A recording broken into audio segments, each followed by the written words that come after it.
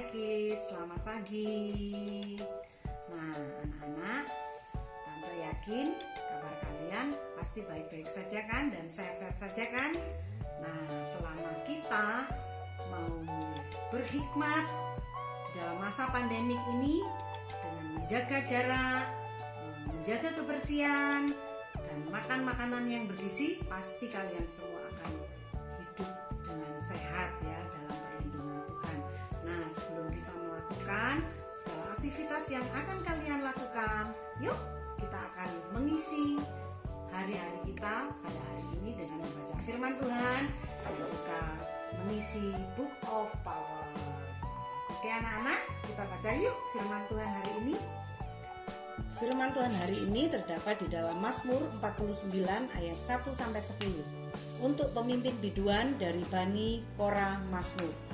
Dengarlah hai bangsa-bangsa sekalian, pasanglah telinga hai semua penduduk dunia, baik yang hina maupun yang mulia, baik yang kaya maupun yang miskin bersama-sama. Mulutku akan mengucapkan hikmat, dan yang direnungkan hatiku ialah pengertian. Aku akan menyedengkan telingaku kepada Amsal, akan mengutarakan peribahasaku dengan bermain kecapi. Mengapa aku takut pada hari-hari celaka, pada waktu aku dikepung oleh kejahatan pengejar-pengejarku? Mereka yang percaya akan harta bendanya dan memegahkan diri dengan banyaknya kekayaan mereka. Tidak seorang pun dapat membebaskan dirinya untuk memberikan tebusan kepada Allah ganti nyawanya, karena terlalu mahal harga pembebasan nyawanya dan tidak memadai untuk selama-lamanya, supaya ia tetap hidup untuk seterusnya dan tidak melihat lubang kubur. Hikmat hari ini terdapat di dalam Amsal pasal yang ke-14 ayat 32-33. Orang fasik dirobohkan karena kejahatannya, tetapi orang benar mendapat perlindungan karena ketulusannya.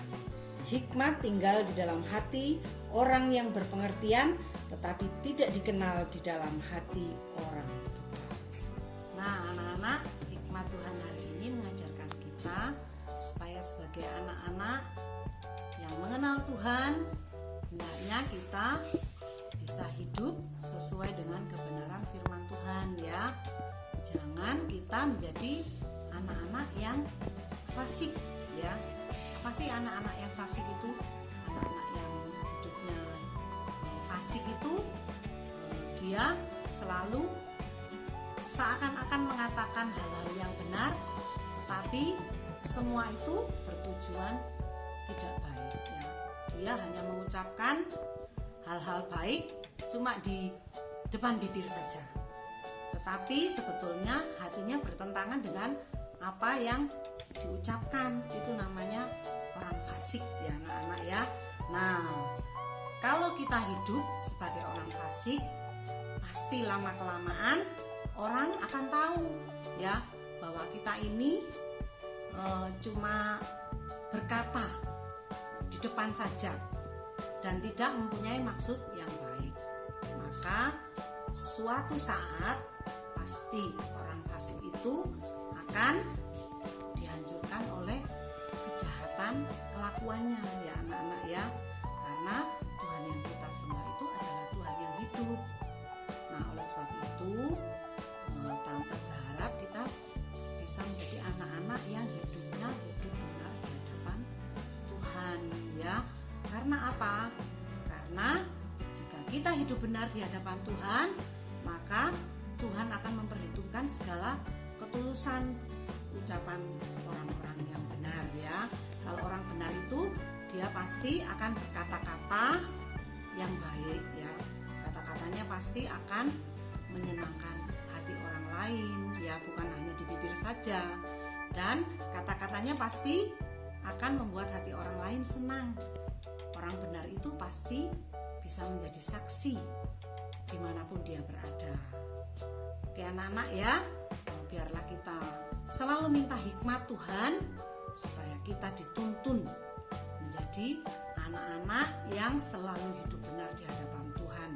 Karena jika kita hidup benar, pasti Tuhan akan menjadi senang dan pasti nama Tuhan dipermuliakan ya anak-anak ya melalui kehidupan orang benar ya anak-anak ya. Oke anak-anak, kita akan mohon pertolongan Roh Kudus supaya kita bisa menjadi anak-anak yang selalu hidup benar di hadapan Tuhan sesuai dengan kebenaran firman Tuhan.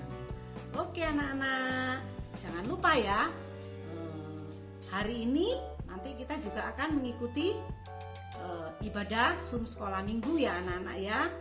Kalian harus rajin sebagai orang yang benar, pasti kalian akan selalu mengutamakan hal-hal yang disukai oleh Tuhan, termasuk ikut ibadah sekolah minggu Zoom ya anak-anak ya. Oke anak-anak, sampai berjumpa kembali. Tuhan Yesus memberkati.